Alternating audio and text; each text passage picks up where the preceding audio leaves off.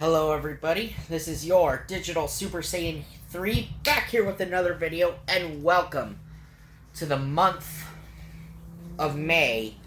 And speaking of May, it's finally time I do one of these pay-per-views, and that is Extreme Rules. And not just any Extreme Rules, I'm talking about WWE Extreme Rules 2013. And it took place on May 19th, in St. Louis, Missouri, at the Scott Trade Center.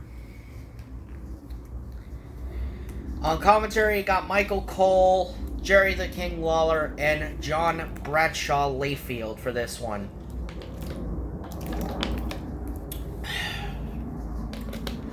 So here we go.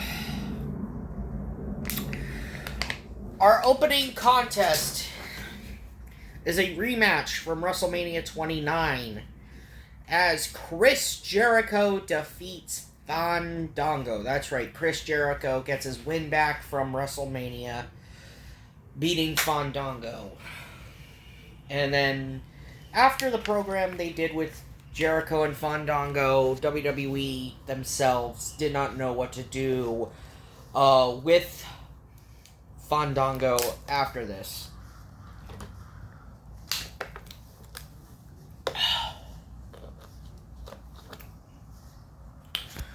Cut backstage, and we're in the middle of a Josh Matthews interview with Sheamus, as Josh Matthews is interviewing Sheamus about his upcoming strap match with Mark Henry later on in the night.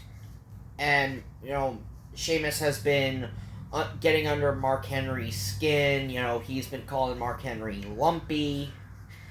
He talked about Mark Henry moving those semi-trucks as an impressive feat of strength. But it doesn't matter because I'm going to take old Lumpy out. As Sheamus was oozing with confidence in this interview.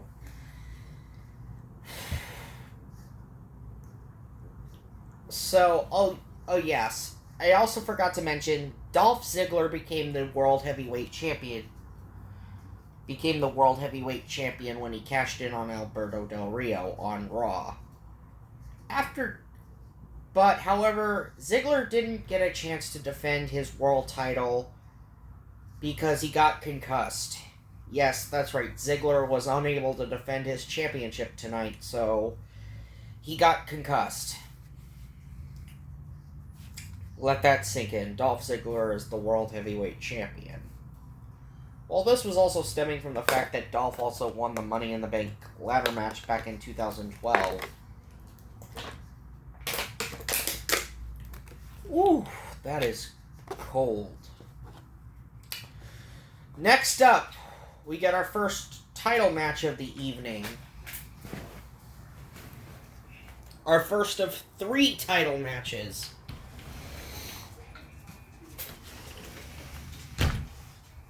And this is for the WWE United States Championship, as Dean Ambrose, representing The Shield, defeats Kofi Kingston in a really good match. Dean Ambrose wins his first singles gold in WWE. He wins the United States Championship. I do like the finishing move that Ambrose did on Kofi. And that's not saying much. But yeah, Dean Ambrose ended up walking away the United States Champion after he sent Rollins and Reigns to the back. And don't worry, we will see Seth Rollins and Roman Reigns later on in the show.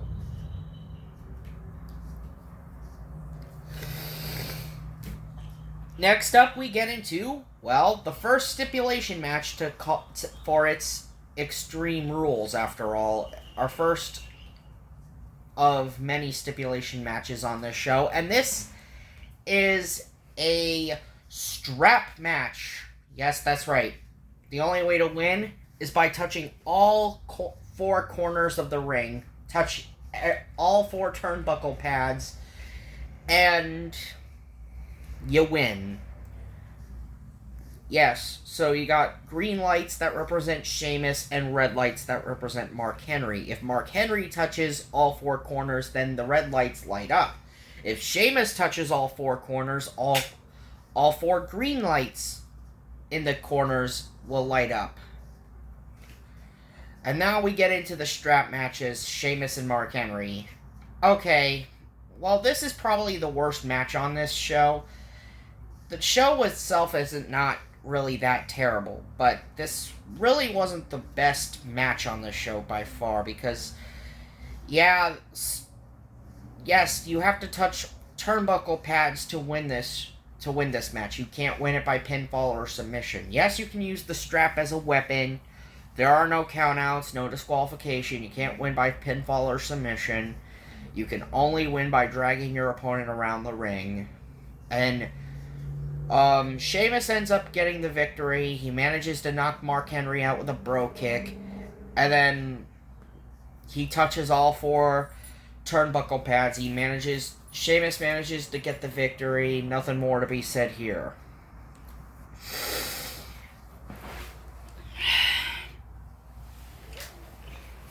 Next up, we get a tornado tag match. That's right. And it's for the WWE Tag Team Championships, held by Team Hell No's Kane and Daniel Bryan, as they take on the Shield's Roman Reigns and Seth Rollins. So yes, Seth Rollins and Roman Reigns defeat Daniel Bryan and Kane to become the new tag team champions in this Tornado Tag match. This was a very entertaining match from start to finish. Nothing more to be said here except the fact that Rollins and Reigns become the new tag team champions. So this was a night where the Shield, all three members are all holding gold.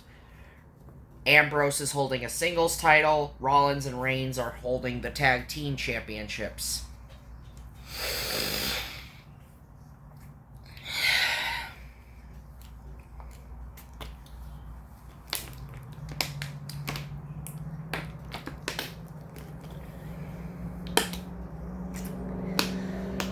Alright.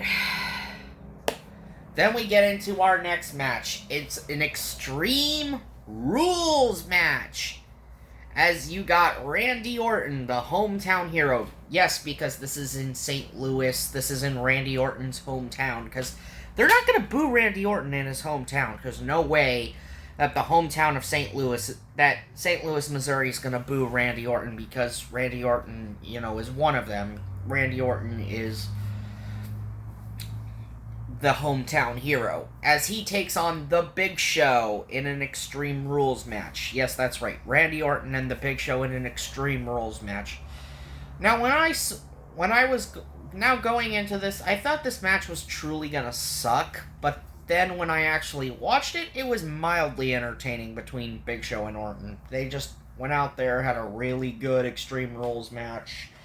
Big Show ended up getting injured from this ladder spot where he tried to splash Orton on this small-ass ladder that was held together by two chairs.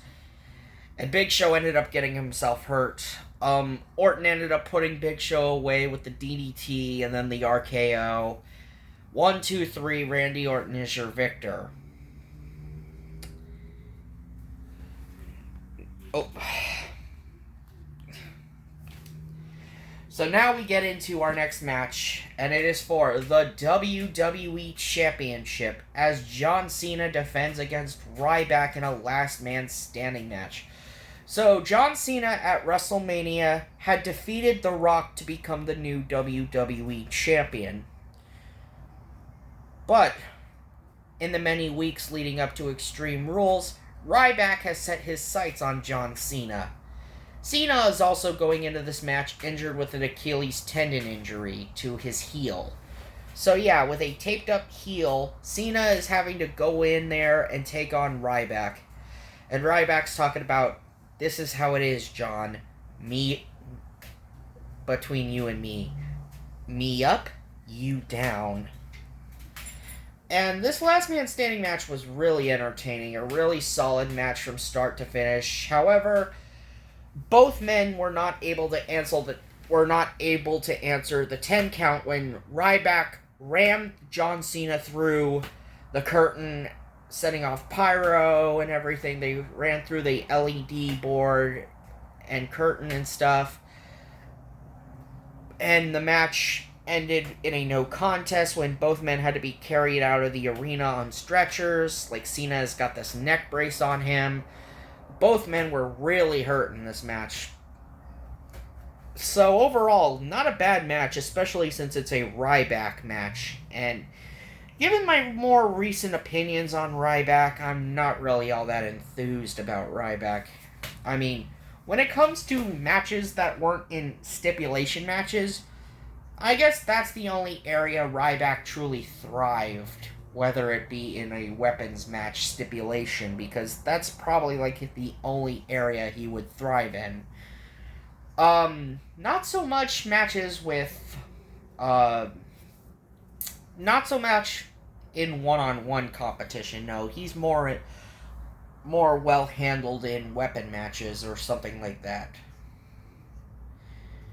And now we come to it, the main event, a steel cage match, as Brock Lesnar takes on Triple H. And this is the big blow-off to the feud that Brock Lesnar and Triple H had. Brock Lesnar won their first encounter at SummerSlam, beating Triple H at SummerSlam. And he continued on his rampage. He put Vince McMahon out with an F5 that injured Vince McMahon's hip. You know, and Triple H, you know, he ends up getting the victory at WrestleMania when he defeated Brock Lesnar in a no-holds-barred match. Triple H walked out the victor that night. But Brock and Heyman were not done with Hunter. So,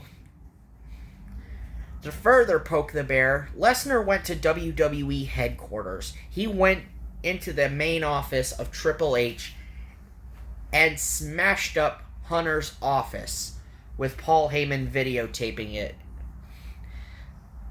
and smashing Triple H's replica of his World Heavyweight Championship in the process as well.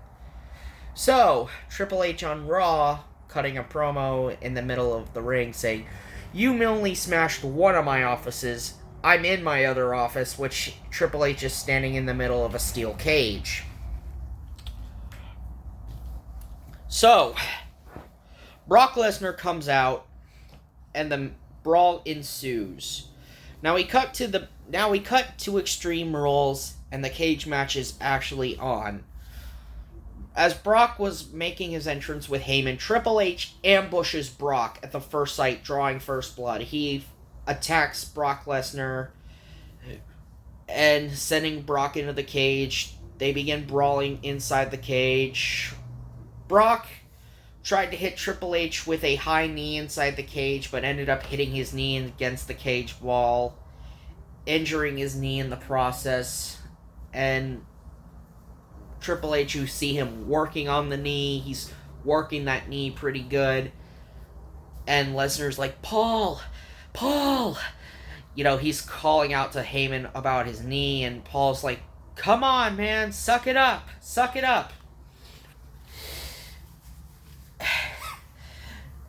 And you even see Triple H not only do a figure 4 leg lock on Brock Lesnar, but he even manages to pull off doing a fucking sharpshooter. I shit you not. Triple H locked Brock Lesnar in the sharpshooter. Triple H had Lesnar beat if it wasn't for Paul Heyman, as Paul Heyman was the difference maker. Triple H did try to hit Brock Lesnar with a camouflage sledgehammer, but Paul Heyman prevented that, only for Lesnar to pick up that same sledgehammer and knock out Triple H. And then Lesnar went for the full 1, 2, 3. after knocking out Triple H. Lesnar walked out victorious, but he didn't walk out unscathed, and neither did Triple H. So yeah, Brock Lesnar ended up winning the cage match, and nothing more to be said. And the show is over as Triple H is being carried out by EMTs. And this is the second show in a row where someone, after the main event, had to be carried out by EMTs. So that was Extreme Rules 2013. Final thoughts? A really solid pay-per-view. It definitely was WWE's apology pay-per-view after what had happened with WrestleMania 29. Anyway, this has been your Digital Super Saiyan 3, and I will see you guys next time for in June, we go extreme with ECW's One Night Stand 2005, the first ever ECW One Night Stand pay-per-view. See ya!